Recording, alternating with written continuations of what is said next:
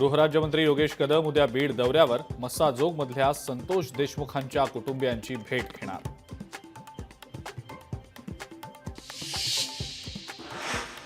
नागपूरमधल्या रामटेक गडावर रोपवे उभारणार।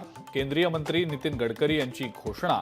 635 मीटर लांबीचा रोपवे उभारण्याचा निर्णय।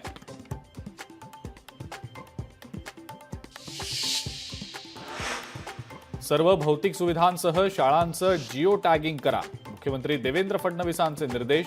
फडणवीसांची 22 विभागांची 100 दिवस आराखडा आढावा बैठक संपन्न।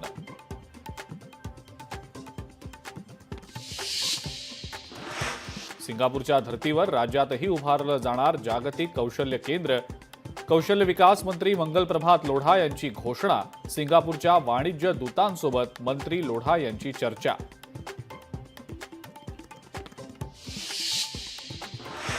गाळ, माती, मुरुम, दगड आता विनामूल्य मिळणार। मंत्री चंद्रशेखर बावनकुळेंची घोषणा। घरकुल लाभार्थी आणि शासकीय बांधकामांसाठी मोठा निर्णय।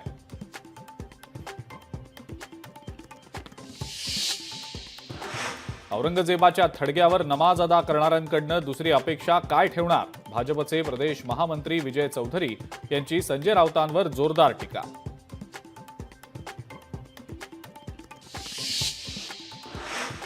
शिर्डीमध्ये साई संस्थानकडनं रामनवमी उत्सवाची जय्यत तयारी। या निमित्तानं शेकडो पालख्या साईबाबांच्या शिर्डीमध्ये दाखल।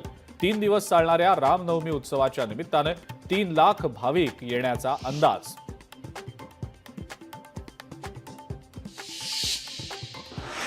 पंधरा दिवसात पीक विम्याचे पैसे द्या, अन्यथा कंपन्यांमध्ये घुसून पैसे वसूल करू। स्वाभिमानी शेतकरी संघटनेचे अध्यक्ष राजू शेट्टी यांचा राज्य सरकारला इशारा।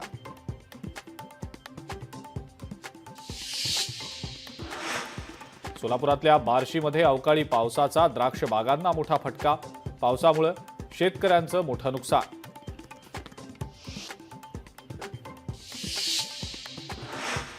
सण आणि उत्सवाच्या पार्श्वभूमीवर नांदेड पोलीस ॲक्शन मोडवर कोम्बिंग ऑपरेशन अंतर्गत 200 आरोपींच्या घरांची घेतली झाडाझडती। 65 धारदार शस्त्रांसह 6 दुचाकी आणि 1 4-चाकी केली जप्त।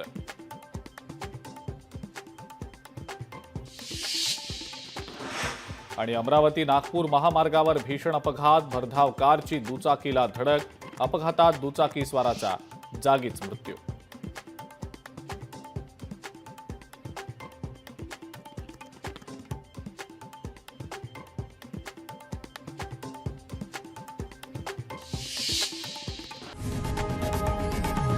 लोकशाही मराठी ऐका, पहा, जागरूक रहा।